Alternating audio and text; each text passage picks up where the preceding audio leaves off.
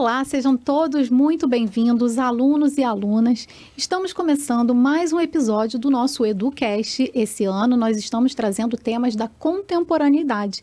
E hoje vamos falar sobre crise climática e vamos abordar 3 dimensões sobre essa temática que é tão importante e que a gente precisa abordar aqui com os nossos alunos. Vamos falar da dimensão social, da dimensão biológica e da dimensão econômica. Para falar sobre esse tema hoje, eu estou com a nossa anfitriã, que é a nossa professora Beatriz. Seja muito bem-vinda, professora. A Beatriz é bióloga, é doutora em botânica e ela tem pós-doutorado em biodiversidade. Ela vai ser a nossa anfitriã do episódio e para conversar conosco trouxemos também a Juliana. A Juliana ela é economista, doutora em políticas públicas e estratégia e desenvolvimento e ela faz pós-doutorado em energia renovável e transição energética. Seja bem-vinda, Juliana. Obrigada. E para fechar, a nossa mesa, estamos aqui com a professora Natália Serenado. Ela é historiadora e doutoranda em História Comparada. É também professora universitária. Seja bem-vinda, Natália. Obrigada, Maria Raquel. Gente, eu tô muito feliz da gente estar gravando esse episódio aqui e, assim, no meio de somente mulheres, né? Eu acho que foi uma coisa que a gente tinha conversado, né, Bia? Que, na verdade, é um privilégio, né? Ter uma mesa composta só por mulheres aqui. Que momento, né? Espero que seja realmente uma troca super rica. E vamos começar, então, o nosso bate-papo, né, Bia? Vamos lá. Então, professora Beatriz, para a gente começar esse bate-papo, eu queria que você contasse para os nossos alunos, né, o que é crise climática e o que levou, né, a esses eventos extremos que a gente está vivendo no campo climático. Tá certo. Bom, a crise climática é um termo muito utilizado atualmente que se refere a essa situação crítica ambiental que a gente está vivendo, que está relacionada diretamente às mudanças no clima. Ou seja, o clima está mudando desde o período pré-industrial, onde a gente não tinha essa atividade muito grande das indústrias, até hoje a gente registra um aumento de 1,2 a 1,5 graus Celsius, né, na temperatura média global, a temperatura média do planeta. E isso se deve à nossa ação antrópica, principalmente à emissão de gases de efeito estufa, que são, por exemplo, o CO2, o metano, o óxido nítrico. Esses gases, eles são provenientes da queima de combustíveis fósseis, combustíveis esses que a gente utiliza para gerar energia, basicamente, e eletricidade. Então, muitas das matrizes, dos países, principalmente os países subdesenvolvidos, a matriz energética está baseada na queima desses combustíveis. E essa grande concentração de gases de efeito estufa na Terra faz com que muita radiação, principalmente a radiação infravermelha, ela seja absorvida, e ela não escape para o espaço. Quando ela não escapa para o espaço, a gente tem um aumento da temperatura média global, da superfície da Terra. E esse aumento de temperatura, ele vai gerar mudanças drásticas no clima. Já esses eventos climáticos extremos, eles são consequência da mudança do clima, das mudanças climáticas, dessa crise climática que a gente está vivenciando atualmente. Então, como exemplos de eventos climáticos extremos, que todos de nós já passamos por um ou outro, e que são, infelizmente, cada vez mais frequentes na atualidade, a gente pode citar as ondas de calor, como a gente teve agora aqui no Brasil, na região sudeste, onde as temperaturas chegaram a 62 graus Celsius, ou a sensação térmica, 62 graus Celsius.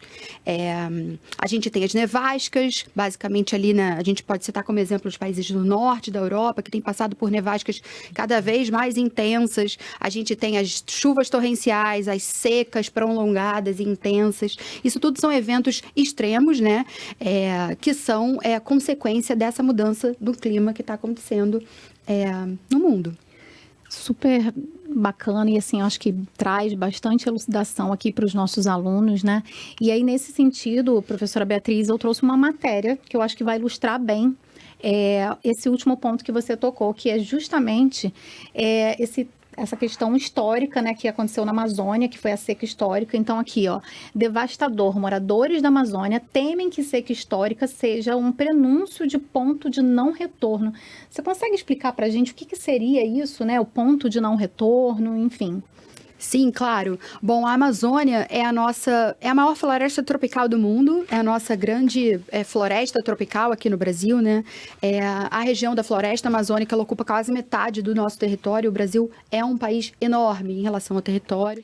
Bom, então no ano passado a gente registrou uma seca histórica na Amazônia. Muitos rios, eles secaram completamente, alguns deles secaram bastante, né? Ao ponto de não conseguir, não permitir a passagem de embarcações, enfim, canoas, o que impediu o acesso também das pessoas, né, a serviços de saúde, por exemplo, já que muitas pessoas ali da região amazônica, elas se locomovem utilizando os rios e seus afluentes. A gente teve um impacto muito grande na vida marinha. Então, além do nível de água ter reduzido bastante, a água ficou muito mais quente. Né? E aí provocou morte de peixes, de botos, afetou pra caramba a vida marinha, afetou por consequência a alimentação das populações, né, que vivem e que são baseadas em peixes, em recursos naturais, ou seja, foi uma seca muito forte, muito intensa. Ela teve um componente ali climático ligado ao fenômeno natural que é o El Niño, mas também ela foi muito mais acentuada pelo aquecimento global, ou seja, por essas consequências que a gente tem vivido a partir das mudanças que o clima está passando. Então, a Amazônia é uma região muito importante quando a gente fala de clima. É bom destacar aqui e contar para os alunos, sempre trazer essa informação, porque é realmente muito relevante. A Amazônia, ela é uma reguladora do clima global, né? Não só da região e do Brasil, mas de outros países da América do Sul e do mundo. Ela tem influência no clima, porque a floresta faz chover. Ou seja, a floresta amazônica é uma imensidão de árvores, são milhares, milhões, trilhões de árvores ali transpirando. Árvores transpiram, ou seja, elas absorvem essa água do solo e eliminam a água em forma de vapor por suas folhas. Esse vapor d'água vai carregar as nuvens. E aí, esse vapor d'água, em algum momento, essas nuvens muito carregadas, a água precipita e a gente tem as chuvas. Ou seja, toda essa floresta imensa tem um papel muito grande na formação de chuvas, na regulação do clima, da temperatura e tudo mais. Então, quando a gente fala em desmatamento, em secas, em queimadas, em qualquer impacto ambiental que aquela região sofra, a gente tem que pensar também em como aquilo vai influenciar as nossas vidas diretamente, né? Disponibilidade de água para a gente, disponibilidade de chuvas, enfim. Então, é sempre importante a gente pensar nos serviços, né, que as florestas e que os ambientes naturais trazem para a gente, que a gente chama de serviços ecossistêmicos. São os serviços que a natureza nos dá e que muitas vezes a gente não atenta para eles, a gente não conhece eles, né?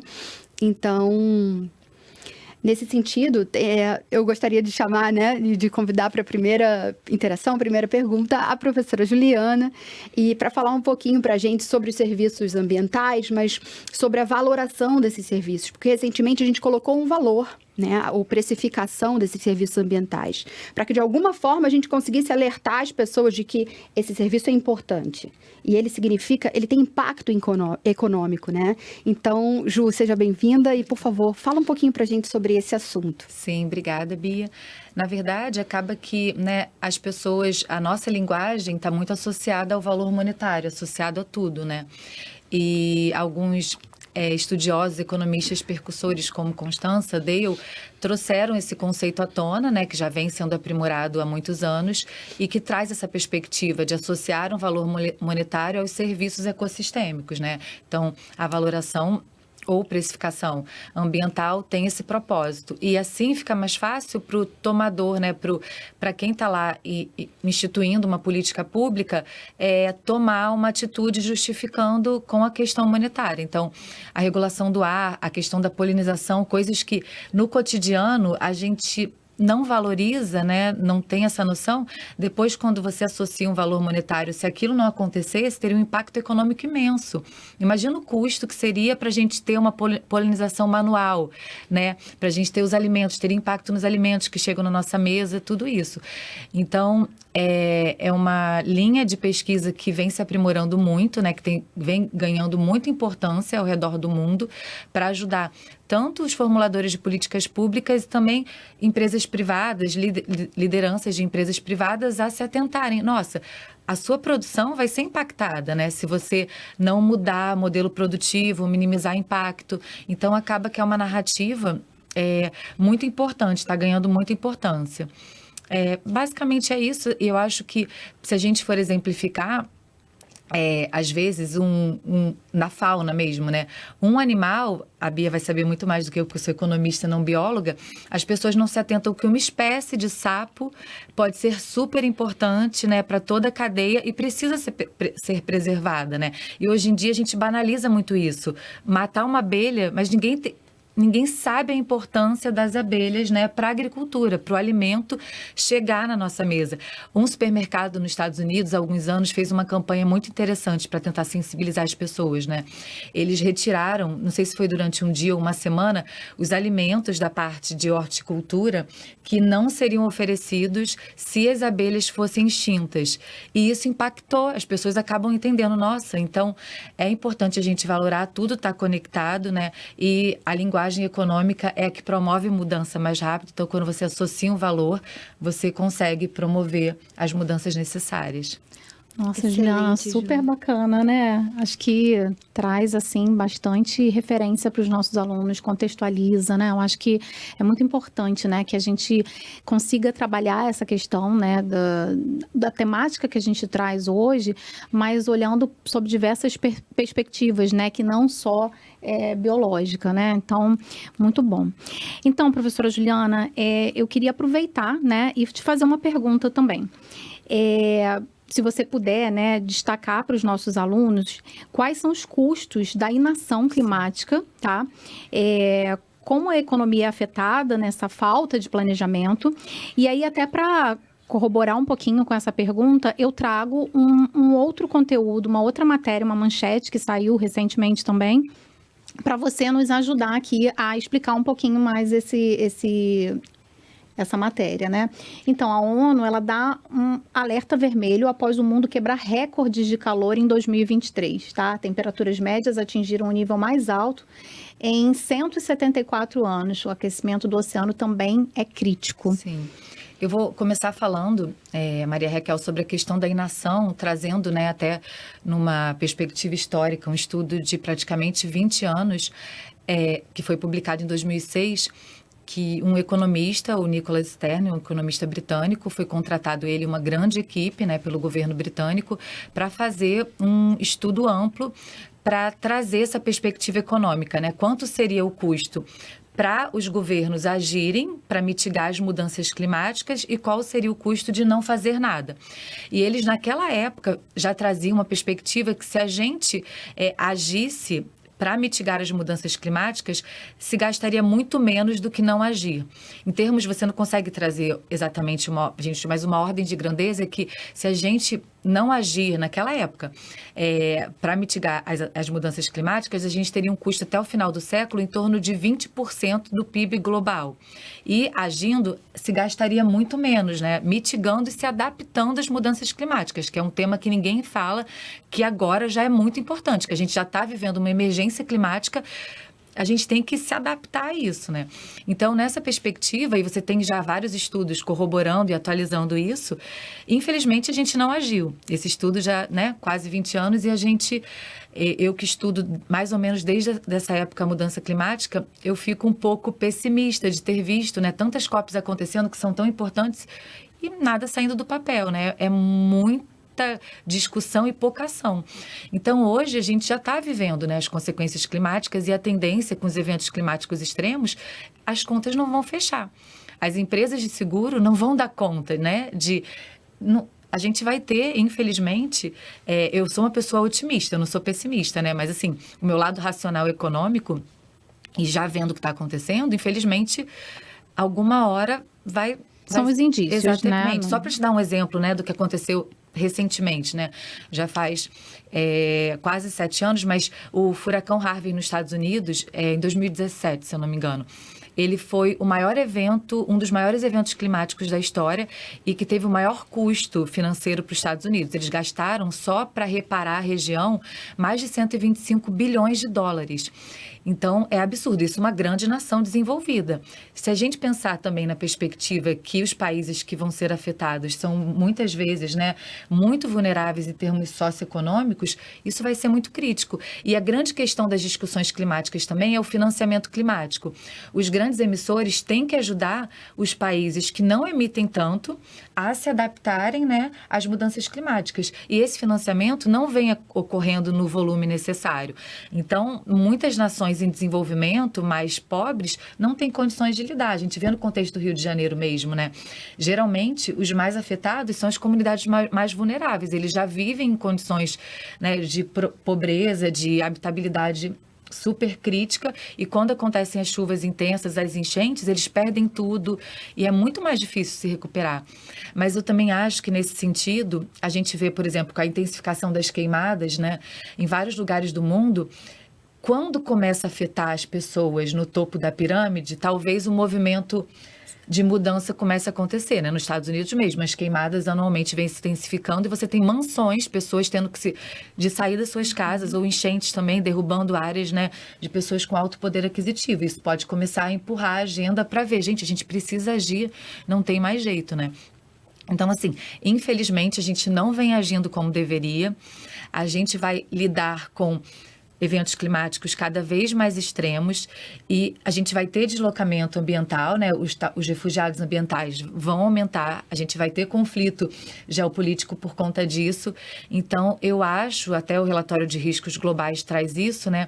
Que a gente não está preparado para lidar com o que vem. Impacto no preço dos alimentos, o azeite já aumentou bastante. Eu li hoje que o vinho, o preço do vinho, tudo bem, não é essencial, mas assim, você já tem impacto. O brócolis, aqui eu vi, absurdo o preço dos alimentos do Brasil. Então, é uma cadeia, né? Não está localizado num ponto, né? Isso aí vai se desdobrando para a economia inteira, né? E afeta muitas vezes os mais pobres, porque não tem capacidade de se adaptar, né, a isso, e são impactados de maneira que às vezes perdem tudo. Uma construção de uma vida que numa enchente é levado tudo, e para reconstruir aquilo é muito mais difícil. Excelente, Ju. Obrigada pela contribuição.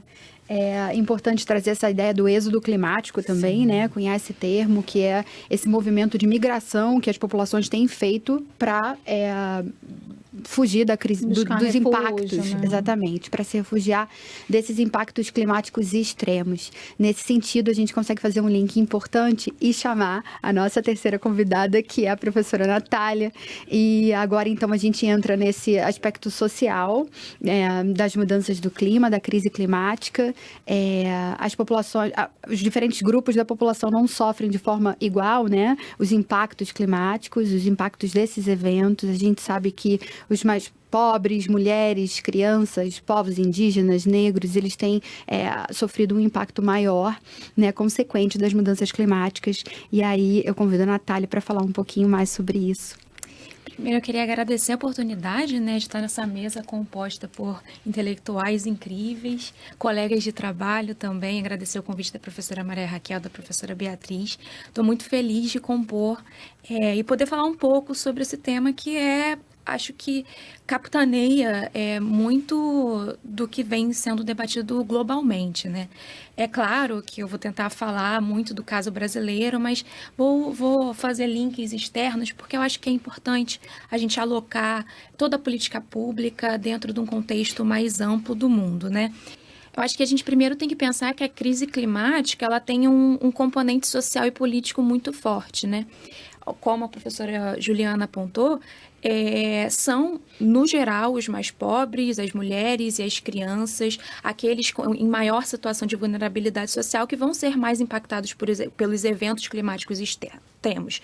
Vindo para cá, antes a gente estava conversando, eu vi uma notícia sobre o primeiro caso judicializado no mundo de sujeitos, né, de cidadãos contra a crise climática, né, que foi um grupo de ativistas, senhoras idosas que colocaram, né, a crise climática na justiça, no âmbito dos direitos humanos na União Europeia, contra as ondas de calor e as ondas de nevasca, né? Essas mulheres, que são mulheres suíças, obviamente elas estão, dentro da perspectiva global, numa posição de classe e uma posição geográfica de maior privilégio, estão sofrendo na ordem da sociabilidade, da saúde e também da convivência, né? E por que não, do gasto econômico com as ondas de calor e com a crise climática. É o primeiro caso que a gente tem internacionalmente para falar no âmbito da justiça internacional, para falar desse impacto individual dos sujeitos dessa crise climática, né? No geral, eu trouxe um caso que é um caso até de um grupo relativamente privilegiado. A gente está falando os privilégios saem no campo do gênero e no campo do etarismo, mas a gente tem uma posição social desses sujeitos, né, de privilégio. Quando a gente traz, por exemplo, para o Brasil, né, para um país que está localizado no sul global, isso fica ainda mais latente. A gente tem populações inteiras que foram deslocadas de regiões mais centrais e com mais estrutura social para regiões mais afastadas. A gente tem isso na história durante muito tempo. Eu posso citar aqui o caso do Pereira Passos, no século XX, que deslocou as populações das áreas centrais da cidade do Rio de Janeiro para os morros, por exemplo, ou para áreas mais afastadas, como, por exemplo, a fundação, a criação de bairros como a Vila Kennedy, no Rio de Janeiro, que deslocou populações da área do Maracanã para áreas mais afastadas. Então, já é uma população que já sofre uma marginalização quando a gente pensa na relação do espaço, né, de centro e periferia. Esses locais, normalmente, são os locais que sofrem com mais falta de saneamento básico, com mais falta de acesso à saúde. Então, são locais em que a população está mais vulnerável a doenças vinculadas, por exemplo, à água, a enchentes. E quando você pensa em eventos climáticos extremos, aqui no Rio de Janeiro, né, e no Brasil, a gente conhece muito, né, no Sudeste, os eventos das chuvas, né, das enchentes, essa água contaminada, que fica ali na sociabilidade, como a professora Juliana apontou, essas pessoas perdem aquilo que elas construíram durante toda a sua vida. Então, tem esse impacto social e econômico e também político muito grande e muito relacionado às condições de vulnerabilidade social desses sujeitos. Então, a crise climática, óbvio, eu estou falando aqui de casos isolados, mas esses dados, eles são apontados pelo Banco Mundial, pela ONU, são dados muito alarmantes, que levam grande parcela da população, que podem levar grande parcela da população a casos de extrema pobreza. Mas eu acho que tem um termo que tem rondado o debate, o senso comum, que é muito importante da gente tratar nessa live, que é o caso do termo do racismo ambiental. Tem todo um debate que eu não quero entrar no cerne, né, dele, no âmbito do senso comum, quero trazer para o âmbito do conhecimento sistematizado, né? Esse conceito o que é o conceito de racismo ambiental, né? Primeiro que esse não é um debate novo, né? Ele pode ter entrado para a mídia nos últimos anos, mas ele é um debate que vem desde os anos 80, desde o movimento negro unificado, quando algumas correntes da teoria sobre a relação entre racismo e classe se adentraram e começaram a estudar aquilo que a gente chama de território e ambiente, né? É aí nesse contexto que surge a história ambiental, é aí nesse contexto que a geografia política se articula à geografia física. A gente tem o caso do geógrafo Milton Santos, que é um baluarte, né, dessa teoria, né, que articula a raça, racializa o território. Eu acho que esse é um termo importante, né? E o que é o racismo ambiental, né? O que se entende? É uma leitura de mundo, né, da crise climática, da relação com o território, dessas grandes situações de vulnerabilidade que articulam sujeito e ambiente a partir de uma leitura o território do ambiente pelo recorte de classe e raça, né? Então, esse termo, né, o racismo ambiental, ele é uma leitura das situações que a população global, em especial, a gente está aqui tratando do caso brasileiro, tem sofrido, pela articulação entre os impactos desses grandes eventos, né, de enchentes, de queimadas, ou de ondas de calor, na sua relação do território e ambiente pelo recorte, né, pelo viés da perspectiva da raça e da classe. Então, a gente pode falar aqui, por exemplo, que essa corrente é uma corrente que trabalha a interseccionalidade, né, de marcadores sociais. Isso é muito importante, né? É quando os sujeitos são impactados não só pelo ambiente, mas a relação com o ambiente está diretamente relacionada com esses marcadores sociais que são a raça e a classe. Então, é nesse contexto que surge esse conceito, né, essa noção de racismo ambiental. É buscar entender como os marcadores de raça e classe são articulados nessa relação com o ambiente. E à medida que, né, o ambiente se torna mais hostil, muitas aspas, né? Mas que esse impacto ambiental se torna mais hostil por seres humanos, a gente consegue medir o impacto de uma forma, comparar mesmo, né? A Maria Raquel apontou que eu sou uma historiadora da comparação, né? Comparar casos de sujeitos, de grupos sociais que moram em áreas das cidades ou do planeta com maior acesso a saneamento básico, com maior acesso à infraestrutura para enfrentar eventos climáticos, com casos de sujeitos que têm menos acesso à educação, a saneamento básico, à saúde. Então, o racismo ambiental nos ajuda a fazer essa leitura que articula território, ambiente, com esses marcadores de raça e classe. Eu acho uma coisa muito importante. Eu trouxe o exemplo do Pereira Passos, né, que é um exemplo lá do início do século XX, dessa mobilização e muitas aspas aqui no termo, né? Mas uma política pública voltada à higienização da cidade do Rio de Janeiro, que deslocou grupos, comunidades inteiras do centro para áreas de barragem, áreas de morros, que sofre tanto dos impactos sociais, né, e da desarticulação cultural, mas também desses impactos ecológicos. Gente, não é novo efeitos dos deslizamentos, não é novo os efeitos das enchentes, mas isso a gente tem visto ao longo do tempo, a fala da professora Juliana e da professora Beatriz apontam isso, tem aumentado, né? Mas tentando trazer um caso mais novo, né, para não ficar lá no início do século XX, lá nos 1900, a gente tem, por exemplo, o caso da cidade de Maceió e sua relação com a extração de sal-gema, né? Comunidades inteiras, cerca de 57 mil pessoas foram deslocadas de bairros que estão sofrendo declínio mesmo, né? O terreno está descendo cedendo, né?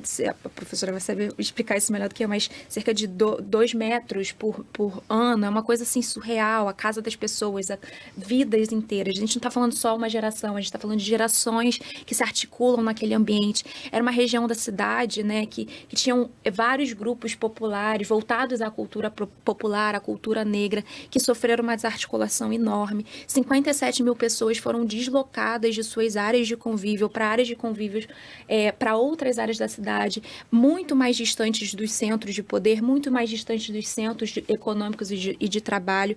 A gente está falando de mudança sistêmica na segurança pública, na política pública.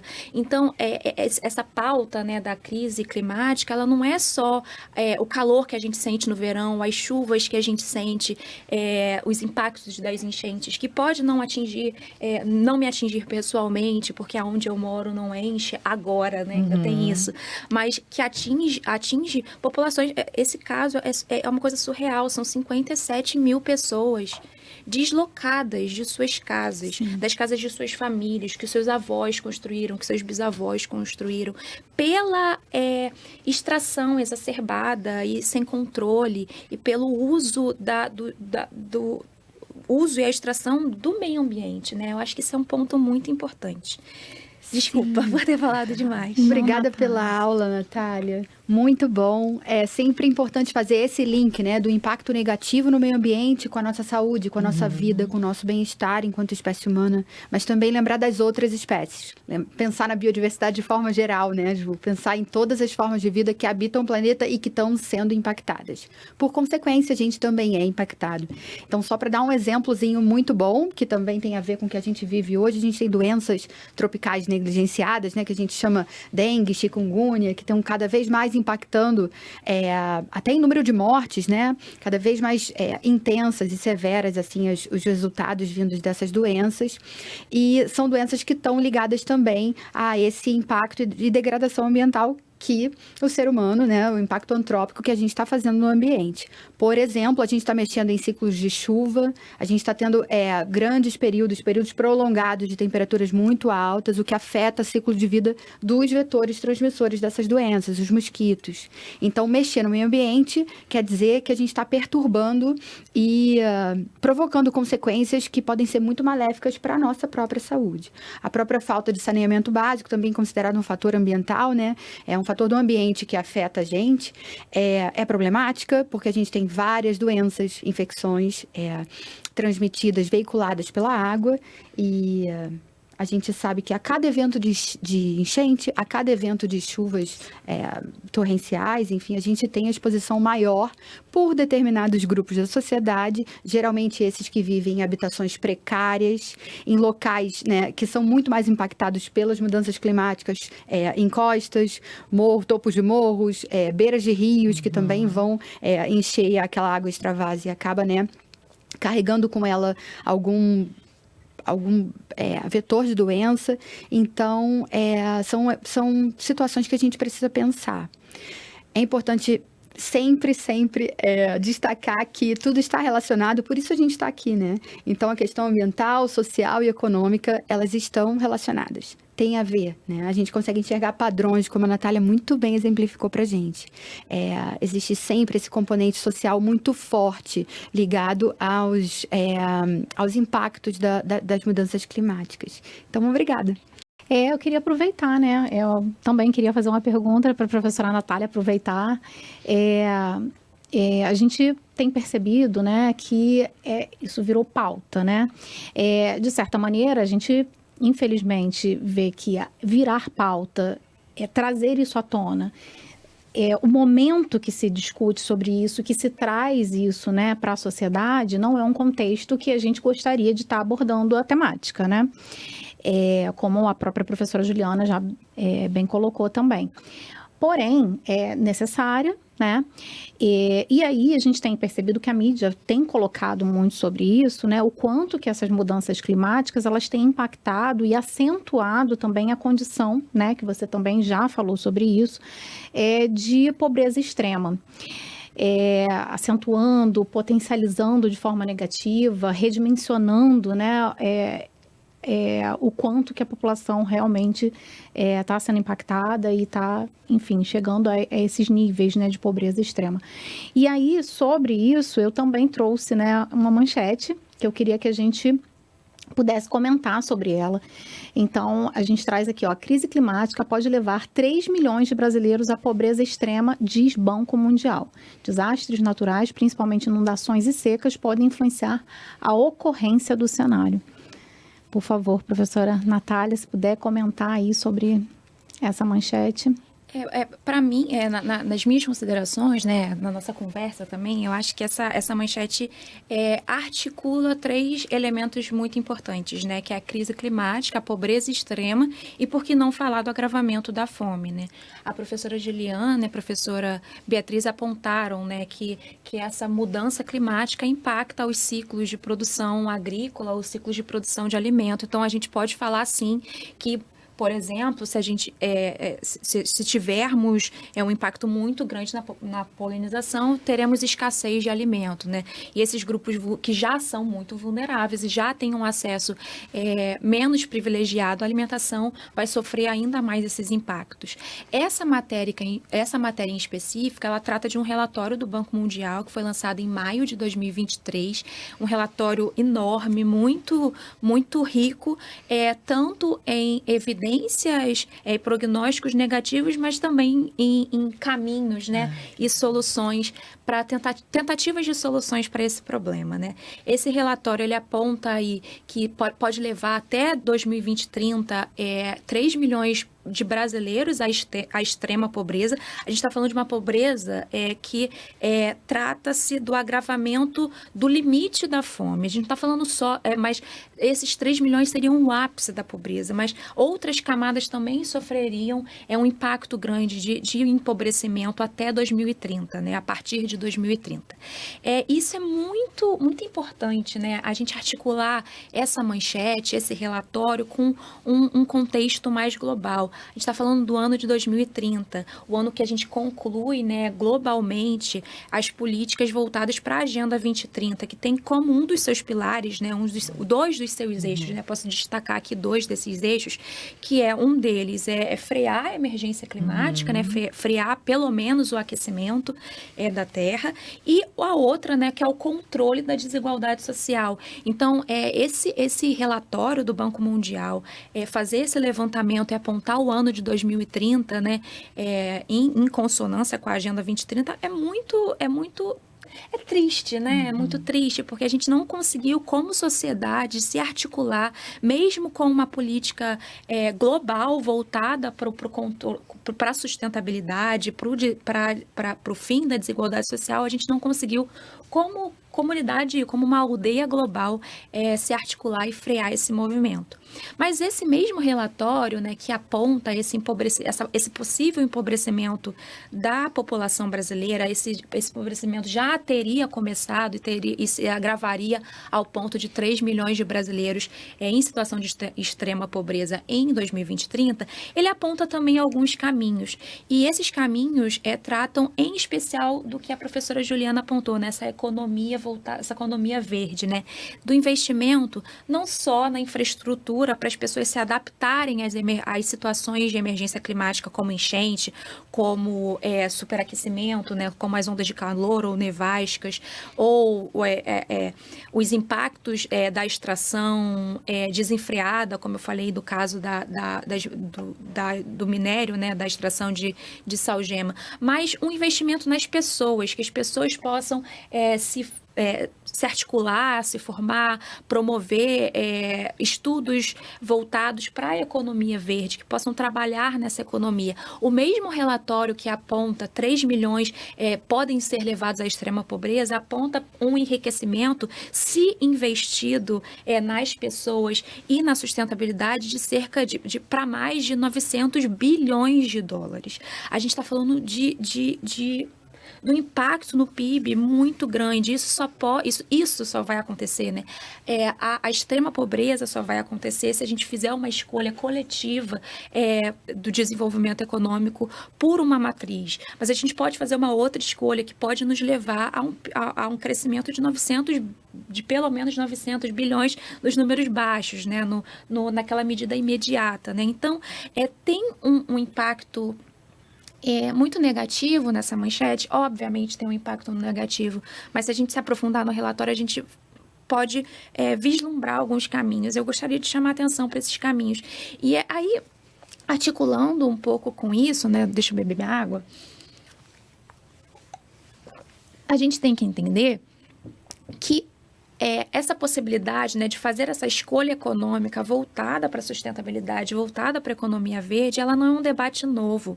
O Brasil está inserido na política internacional, por exemplo, no Acordo de Paris, que é um acordo que valida as ações do nosso país frente ao globo, né, frente ao contexto internacional, do ponto da economia verde.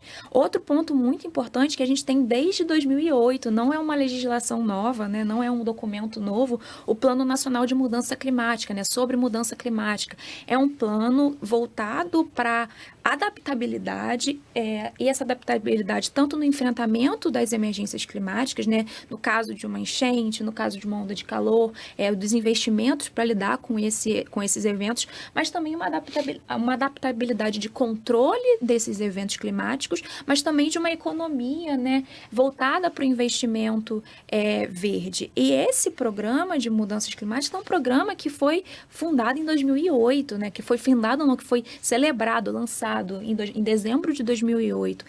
Esse programa, ele sofre revisões e avaliações constantes. Ele obviamente, está articulado a governos e a momentos dos governos, né, os ministérios do meio ambiente, mas ele é um plano que transcende, ele para além de um plano de governo, ele é um plano de nação, né? Isso é uma coisa importante. Então, a gente tem arcabouço político no âmbito nacional, a gente tem arcabouço político no âmbito internacional para promover esse investimento, para mudar esse cenário, para fazer escolhas que não nos levem a uma extrema pobreza de 3 milhões de brasileiros, que nos levem a uma produção, um investimento coletivo, né, como aldeia, como comunidade, para produzir, por exemplo, só no campo da economia verde, no mínimo 900 bilhões até 2030. Então, eu vou tentar sair dessa fala de uma maneira confiando que como sujeitos sociais, né, a gente vai se articular, a gente vai conseguir escolher um modelo de desenvolvimento econômico que seja inclusivo às pautas de sustentabilidade e, por ser inclusivo às pautas de sustentabilidade, será inclusivo aos sujeitos em situações mais vulneráveis, né, tentando articular a nossa fala. Maravilha, obrigada, Natália. Gostaria de complementar, chamar a atenção para esse assunto da fome, né, insegurança alimentar e também da falta de acesso à água potável que ainda ronda e afeta tanta gente dentro do Brasil, acreditem se quiser, e também fora dele, no mundo afora. E quando o indivíduo não come ou não tem acesso seguro à alimentação, então quando a gente fala de alimentação, insegurança alimentar, a gente está querendo dizer que esse indivíduo pode não ter o que comer amanhã, por exemplo. Não tem a garantia de ter o que comer na próxima refeição ou na refeição do dia seguinte. A gente fala de quantidade e também de qualidade do alimento, né? Muitas vezes ele não tem acesso a frutas, verduras, a essa alimentação balançada e, enfim, a todos os nutrientes que deveria ter.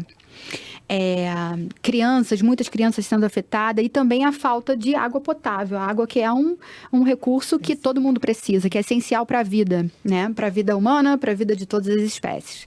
Bom, o problema de água e de comida, né? De falta de comida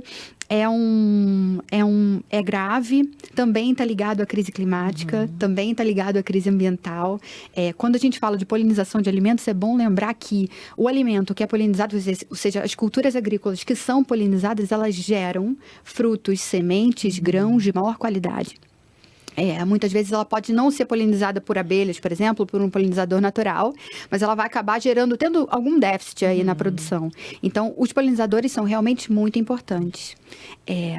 E a gente geralmente não faz esse link direto, né? A nossa alimentação com as abelhas, que são o principal grupo, elas são a bandeira aí para os polinizadores. Mas é importante sempre lembrar.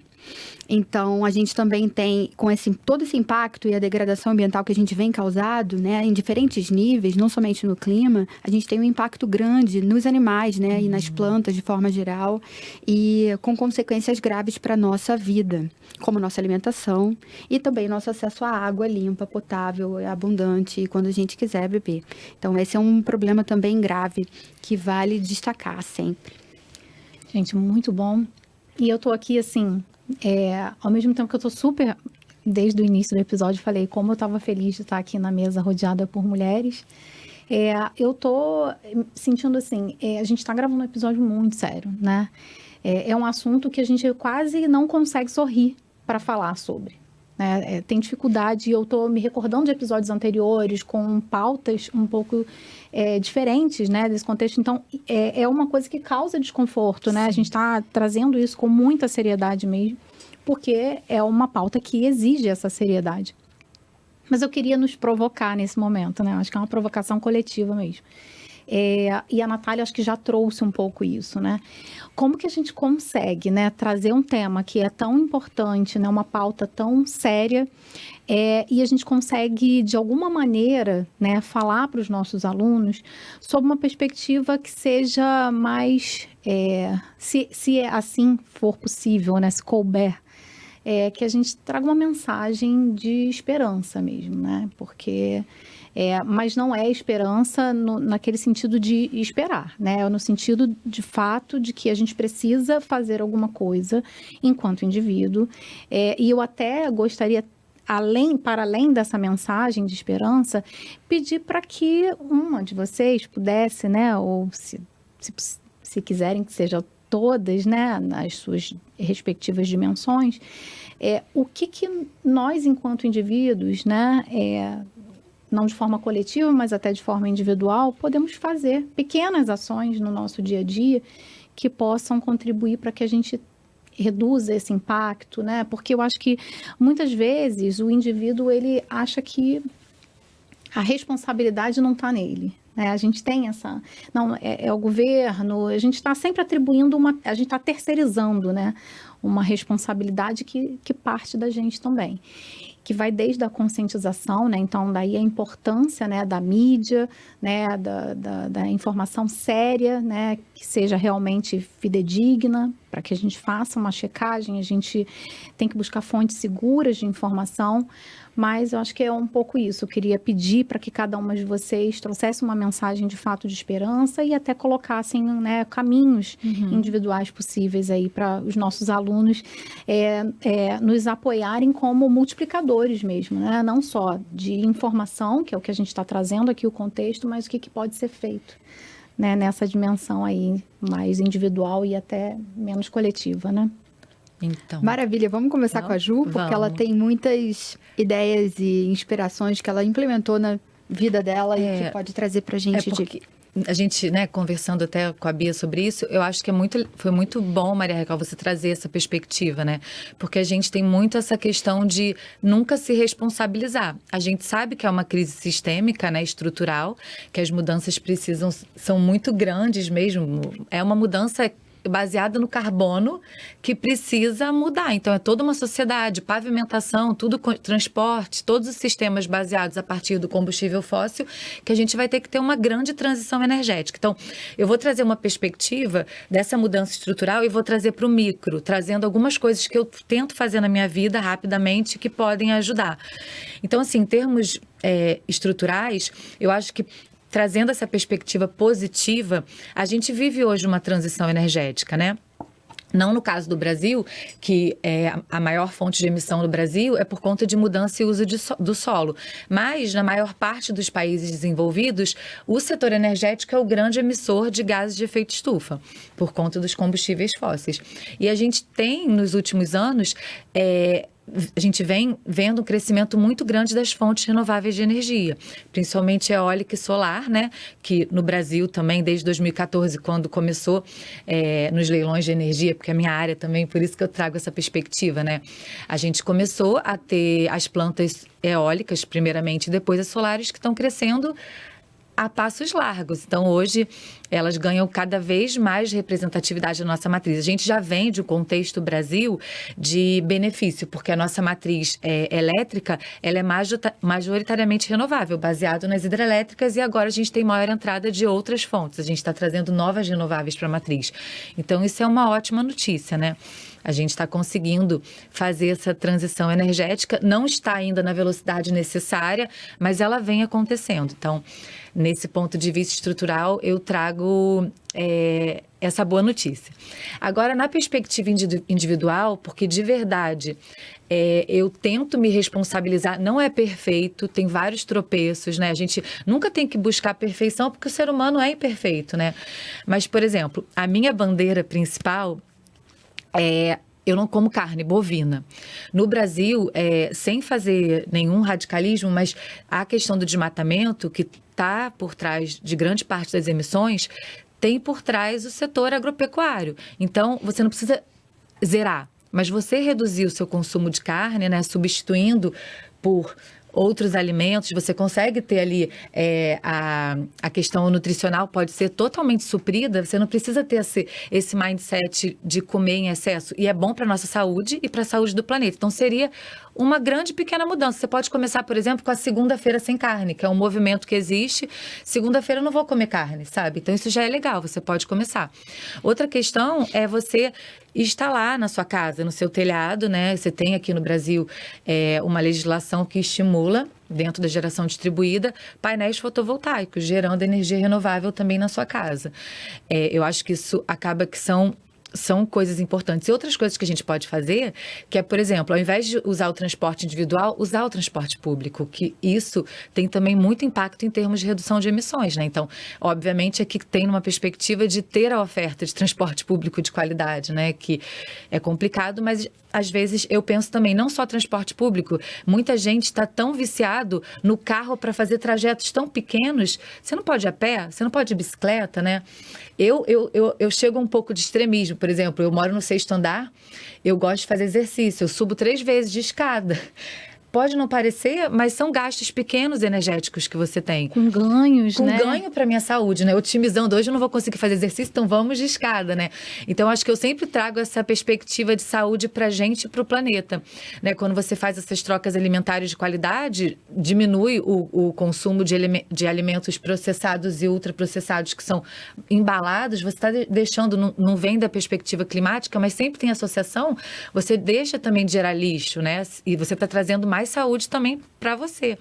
Então, tem tanta coisa que a gente... a questão também, isso acaba, como eu moro fora do Brasil, essa é a minha questão complicada, assim. Mas eu, por exemplo, ano passado, eu viajei de carro, sabe? Você mudar, ficar viajando de avião, se você puder fazer aquele trajeto de carro, tem também um impacto absurdo. E só para dar uma dica, se você quiser, é só colocar na internet, você pode mensurar a sua pegada ecológica. E ali é muito educativo, porque você vai responder um questionário, que você vai falar de alimentação, moradia, transporte, são várias variáveis que são mensuradas e depois sai um relatório para você. Quantos planetas você está usando, né? Para suportar o seu estilo de vida e te mostra o que você pode reduzir. E eu acho que você não precisa fazer 10 coisas. Eu, por exemplo, faço algumas coisas e outras eu peco. Mas assim, eu tenho a minha bandeira, que é a alimentação. A alimentação é meu carro-chefe da mudança. Então, elenca uma coisa, toda segunda-feira eu vou a pé para o trabalho, se for possível eu vou de bike, se não for possível eu vou para a academia, ao invés de carro eu vou de bicicleta, eu vou a pé. Então, essas pequenas transformações, elas são educativas também. Perfeito. Tem esse aspecto que eu acho muito relevante, sabe? Pequenas coisas mesmo, né? Substituir o plástico, né? O consumo. Fundamental, microplástico, né? Sacolas de Exatamente. supermercado, né? Eu acho que são detalhes, e são assim, coisas que parecem, às vezes, que são difíceis, mas depois que separar o lixo, eu separo o lixo há anos, e aí quando eu chego no lugar que não separa, aquilo vira um incômodo, é mudança de hábito mesmo, você não consegue mais agir de forma diferente, né? E a gente que tem filho, eu penso muito assim, eu preciso tentar implementar essas coisas no meu dia a dia para elas crescerem já com uma cabeça diferente, né? Que para eles seja rotina, de fato, É né? isso, né? Uma ação, gente, elenca uma ação e começa. Já é, eu acho que uma grande mudança, né? Muito bom, Juliana, obrigada. Natália, agora? Podemos. Antes, deixa eu só fazer um comentário. A fala da Ju, para mim, é resumida num termo, que é consciência ambiental. É importante a gente trazer esse termo porque é importante que a gente estimule, ou seja, estimule as pessoas a formarem, a terem essa consciência ambiental, né? Desde, não só crianças, mas também adultos, porque quando a gente começa a pensar no nosso impacto no meio ambiente, a pensar qual é a nossa relação com o meio ambiente, como é que a gente está inserido nele, quais as consequências das nossas atitudes no meio ambiente, isso faz parte de um despertar da consciência ambiental e socioambiental, que é muito importante e cada vez mais importante, porque está relacionado diretamente ao nosso impacto no planeta. Mesmo que a gente não tenha gerência, né, sobre ações dos governos, dos tomadores de decisão, das instituições públicas e privadas, a gente tem como fazer a nossa pressão, por exemplo. A gente tem como consumir de empresas responsáveis, por exemplo. A gente tem como votar, enfim, em pessoas que representem as causas, né? Exatamente, as pautas ambientais. Então, o despertar da consciência ambiental é muito importante, né? Muito bom. A Bia roubou minha ideia, né? Gente, eu sou essencialmente educadora, né? Eu sou professora em essencial. E eu acho que, para além dos professores, né? Todo mundo que se pensa na comunidade, a sua bandeira é alimentação, a minha bandeira é muito pensar a comunidade que eu estou inserida, né? Maravilhoso. Então, se volta para sua comunidade, não sei, o seu prédio, o seu bairro, a vila que você mora, ao invés de pegar o seu carro e ir comprar no supermercado, vê se não tem uma feira por perto. Perfeito. Isso já o que a Juliana falou, né? É uma microação que tem um impacto na mensagem que a gente passa para o mundo, mas também no impacto do nosso consumo. E econômico, né? E quando você pensa na sua comunidade, você vai essencialmente pensar no seu consumo de maneira mais consciente. E aí também, como educadora, eu nunca vou conseguir me furtar desse papel que eu assumi na vida, eu acho que todo mundo precisa ter responsabilidade no tipo de informação que a gente passa sobre a crise climática, sobre as emergências climáticas. Então, pode parecer pequeno, mas aquela pequena mensagem que você envia pelos aplicativos de mensagem, se não conferida, pode fazer um estrago na abordagem, né, na informação sobre emergência climática. Então, pensa com carinho, tanto na comunidade que você está inserida, quanto naquilo que você está propagando para o mundo através das redes sociais, dos aplicativos de mensagem, das coisas que a gente lê por aí e não verifica, sabe? Então, eu sairia com isso. Pensa na sua comunidade e pratique uma informação de qualidade sobre mudanças climáticas e emergência climática. Maravilha. É importante também a gente destacar outras ações positivas que não exatamente estão ligadas a ações individuais, mas que estão colaborando pra caramba para a gente enfrentar esses eventos climáticos extremos, mudanças climáticas, todos esses problemas de degradação ambiental. E eu queria citar 2 aqui. Primeiro, as soluções baseadas na natureza, um assunto que está bastante em voga agora.